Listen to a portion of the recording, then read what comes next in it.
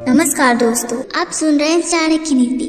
विद्यार्थिना कुतो विद्या और विद्यार्थिना कुतो सुखम। विद्यार्थियों के लिए चाणक्य जी ने कहा है कि यदि सुख की इच्छा हो तो विद्या का अध्ययन विचार छोड़ देना चाहिए, और यदि विद्यार्थी विद्या सीखने की इच्छा रखता है तो उसे सुख और आराम का त्याग कर देना चाहिए, क्योंकि सुख चाहने वाले को विद्या प्राप्त नहीं हो सकती, और जो विद्या प्राप्त करना चाहता है उसे सुख नहीं मिल सकता है। चाणक्य का विश्वास है कि विद्या प्राप्ति के समय विद्यार्थी को सुख सुविधाओं की आशा नहीं करनी चाहिए। कठोर तप से ही विद्या की प्राप्ति हो सकती है। यदि विद्यार्थी विद्या में पारंगत होना चाहता है तो उसे निरंतर अभ्यास करना पड़ेगा, जो सुख से नहीं हो सकता। क्या कठिनाई से मिलने वाली कोई भी वस्तु मूल्यवान नहीं होती है? अतः विद्यार्थी को सुख की आशा छोड़ देनी चाहिए, अन्यथा उसे विद्या प्राप्त नहीं हो सकती है। भोग और ज्ञान परस्पर एक दूसरे के विरोधी हैं। चाणक्य जी कहते हैं, भाग्य की महिमा अपरंपार है, क्योंकि वह निर्धन अर्थात भिखारी को पल में राजा बना सकता है और राजा को कंगाल। इसी तरह भाग्य के ही कारण धनवान व्यक्ति निर्धन बन पाता है और निर्धन धनवान बन जाता है। चाणक्य जी कहते हैं, मांगने वाला लोभी मनुष्य का शत्रु होता है, मूर्खों का शत्रु उन्हें सदुपयोग देने वाला होता है।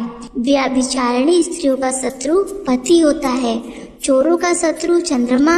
इस प्रकार जो किसी के कार्य में रुकावट डालता है वही उसका शत्रु होता है।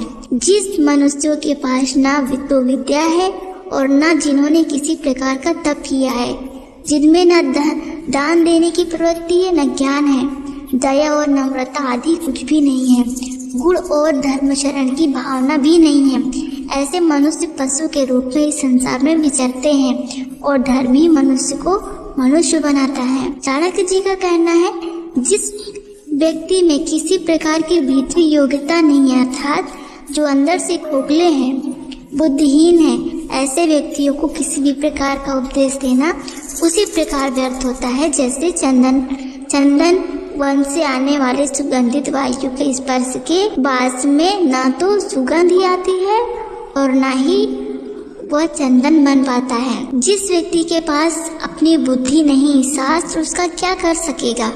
आंखों से रहित वो दर्पण का कोई लाभ नहीं हो सकता। चाणक्य जी कहते हैं, इस संसार में ऐसा कोई उपाय नहीं जिससे दुर्जन व्यक्ति को सज्जन बनाया जा सके।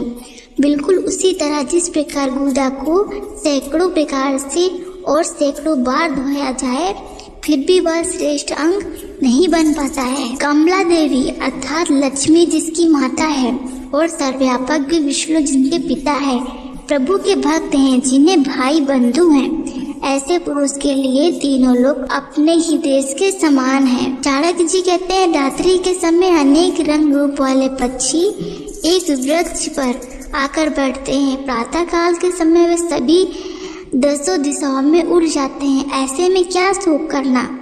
इस संसार रूपी परिवार में अनेक बंधु बांधव और रिश्तेदार उसी तरह आकर मिलते हैं जिस प्रकार सायंकाल होते ही अनेक तरह के पशु पक्षी बसेरा के लिए पेड़ में आकर बैठते हैं, और समय आने पर अर्थात सूर्य उदय होने पर वे विभिन्न दिशाओं में चल देते हैं। इसी प्रकार एक परिवार में इकट्ठे हुए बंधु बांधव भी समय आने पर बिछुड़ जाते हैं, इसलिए उनके संबंध में किसी प्रकार का शोक करना उचित नहीं है। चाणक्य जी कहते हैं, जिसके पास बुद्धि अर्थात ज्ञान है उसके पास ही बल होता है। बुद्धिहीन व्यक्ति के पास बल कहाँ? अर्थात जंगल में अपनी शक्ति के मद में मस्त सिंह को एक खरगोश ने मार डाला, यह इसी का प्रमाण है। चाणक्य जी कहते हैं, अन्न से 10 गुना उचित शक्ति आटे में होती है, आटे से 10 गुना अधिक शक्ति दूध में होती है, दूध से 8 गुना शक्ति मांस में होती है, और मांस से 10 गुना शक्ति घी में होती है। चाणक्य जी का कहना है, साग खाने से रोग बढ़ते हैं, दूध से शरीर मोटा होता है, घी से वीर्य की वृद्धि होती है, मांस से मांस बढ़ता है। अर्थात आग में रोग का बढ़ना संकेत करता है कि अधिकांश लोग उसे भली बेकार धोकर प्रयोग में नहीं लाते। इसलिए निरंतर उनका सेवन करने से रोगों की वृद्धि होती है। दूध से शरीर बढ़ता है। बालकों और किशोरों को दूध का सेवन करना चाहिए। घी का अधिक सेवन करने से वीर्य की वृद्धि होती है और मोटापे से पीड़ित व्यक्ति को मांस के सेवन से बचना चाहिए। इस प्रकार चाणक्य जी के अनुसार घी इन सब वस्तुओं में श्रेष्ठ माना गया है, जिसमें बल और वीर्य दोनों की वृद्धि होती है। अगर ये वीडियो आपको पसंद आई हो तो प्लीज़ एक लाइक और एक सब्सक्राइब जरूर करिएगा। धन्यवाद।